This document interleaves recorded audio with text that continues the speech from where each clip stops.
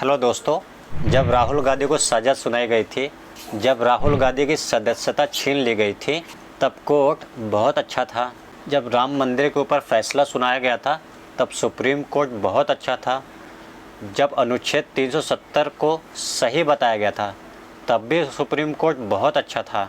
Right wing के पक्ष में जो जज जो कोर्ट फैसला सुनाए तब ठीक है, और वो कोर्ट और वो जज अच्छे हैं, तब ये लोग बताते हैं देश संविधान से चलेगा। और जब वही सुप्रीम कोर्ट मुस्लिमों के पक्ष की, न्याय के पक्ष की बात करता है, तब यही सुप्रीम कोर्ट राइट विंग के लिए सुप्रीम कोर्ट ना होकर सुप्रीम कोठा हो जाता है। दोस्तों, इस देश के उपराष्ट्रपति सीजीआई को हिदायत दे रहे हैं। वो बोल रहे हैं सुप्रीम कोर्ट सुप्रीम सांसद बनने की कोशिश ना करे।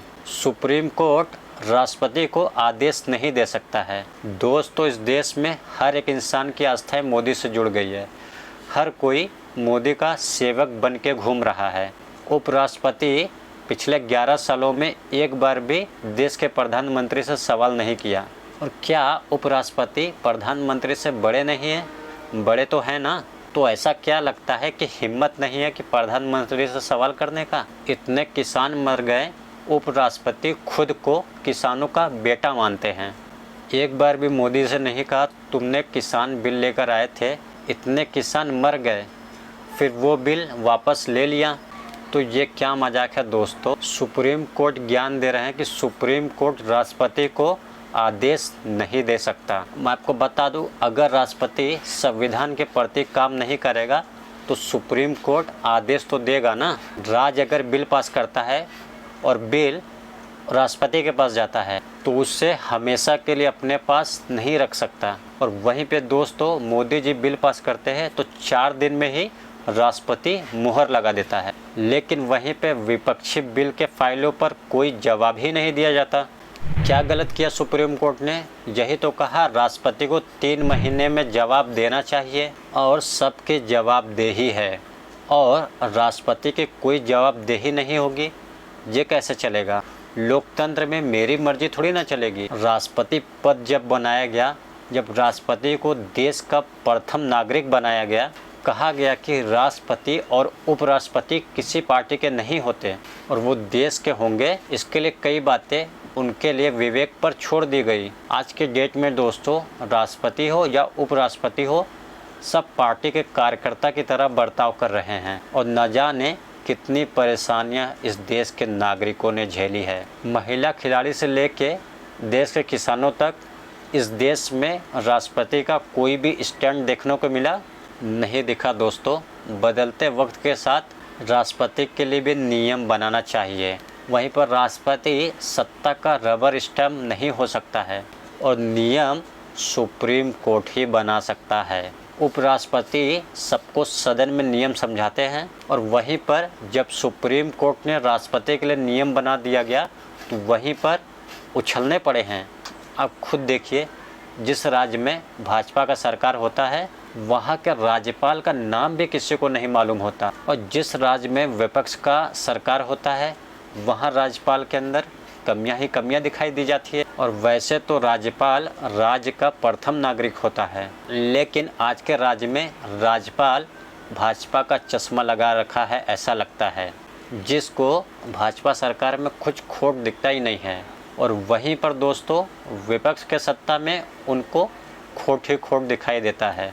भाजपा का एजेंट बूथ पर उतना बढ़िया काम नहीं कर पाता होगा जितना बढ़िया भाजपा के राज्यपाल कर रहे हैं। और वहीं पर भारत का बहुत तेज़ी से तालिबानीकरण हो रहा है। खुलेआम राइट विंग के लोग सुप्रीम कोर्ट को सुप्रीम कोठा कहकर ट्रेंड करा रहे हैं। राइट विंग को लगता है मोदी जी को अगर क्रिटिसाइज लोग कर रहे हैं तो सुप्रीम कोर्ट को भी कुछ भी लिखा जा सकता है। जिस देश में सुप्रीम कोर्ट, जिस देश में सीजीआई मतलब चीफ जस्टिस ऑफ इंडिया को ट्रोल किया जा रहा है, उस देश में एक गरीब चूड़ी वाली की मुसलमान लड़की कैसे लिंचिंग हो रही है, और वहीं पर दोस्तों गाय के नाम पे दलित को कैसे पीटा जाता है। जो भीड़, जो अंधभक्तों की मॉब सुप्रीम कोर्ट को सुप्रीम कोठा लिख रही है, वो कितनी बेलगाम और कितनी हिंसक और कितनी बेखौफ हो चुकी है दोस्तों। सुप्रीम कोर्ट के पास सुप्रीम पावर है, फिर भी सुप्रीम कोर्ट गाली खा रहा है।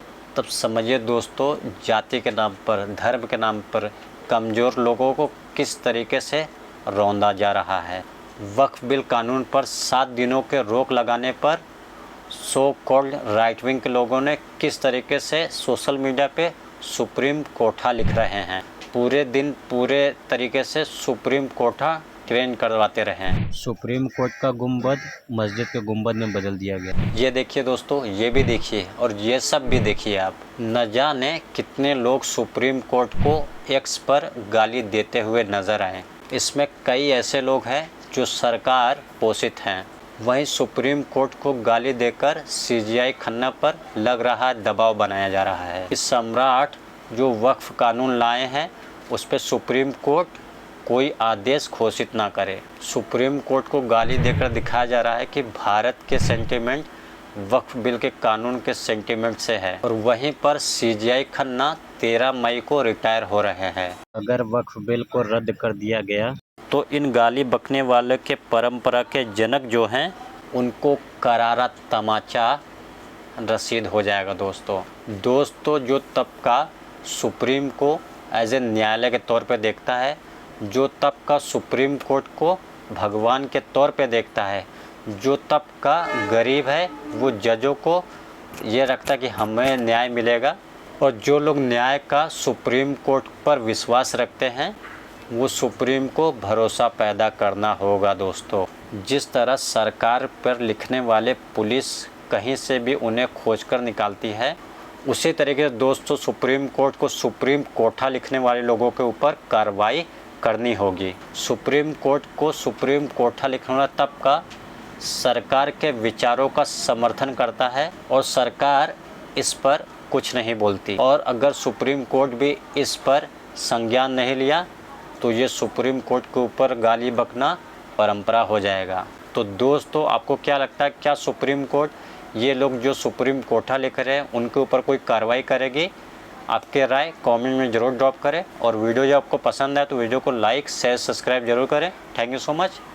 जय हिंद।